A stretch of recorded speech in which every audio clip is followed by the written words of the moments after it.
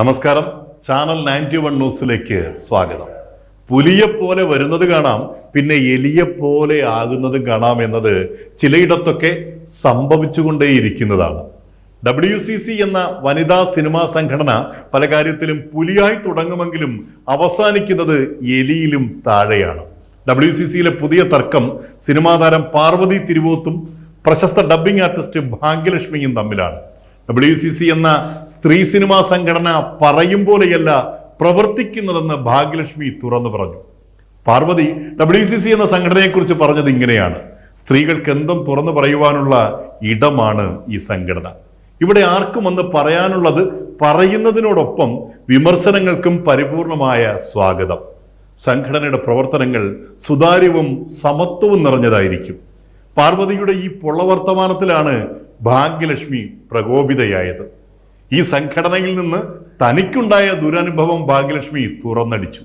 WCC എന്ന സംഘടനയിൽ വന്ന ഗൗരവമേറിയ ഒരു പരാതി മുഖ്യമന്ത്രിയെ നേരിട്ട് കണ്ട് നൽകാൻ തന്നെയും കൂട്ടാമെന്ന് ഉത്തരവാദിത്തപ്പെട്ടവർ പറഞ്ഞിരുന്നു. എന്നാൽ പിന്നീട് തന്നെ ആരും വിളിച്ചില്ല.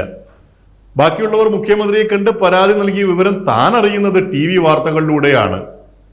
തൻ്റെ അനുഭവം ഇങ്ങനെയാണെങ്കിൽ പാർവതിയുടെ വാക്കുകൾക്ക് യാതൊരു പ്രസക്തിയുമില്ല എന്നും ഭാഗ്യലക്ഷ്മി മറുപടി നൽകി.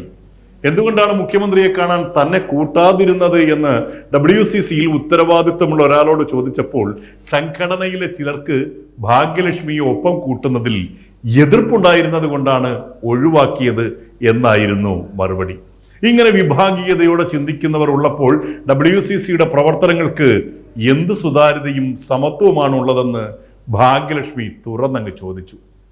ഈ വനിതാ ഓർഗനൈസേഷൻ ആർട്ടിസ്റ്റുകൾക്കും ടെക്നീഷ്യൻസിനും കുറച്ചുകൂടി സംരക്ഷണം നൽകുന്ന രീതിയിലേക്ക് വളരേണ്ടതുണ്ടെന്നും ഭാഗ്യലക്ഷ്മി പറഞ്ഞു വച്ചു.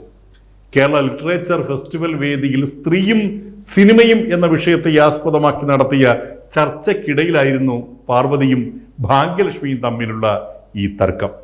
ഹേമ കമ്മീഷൻ റിപ്പോർട്ട് പുറത്തു വന്നപ്പോൾ WCCയുടെ അധികാര സ്ഥാനങ്ങളിൽ ഇരിക്കുന്നവർ തന്നെ പല തട്ടുകളിൽ നിന്ന് വ്യത്യസ്തങ്ങളായ അഭിപ്രായങ്ങളായിരുന്നു പറഞ്ഞിരുന്നത്.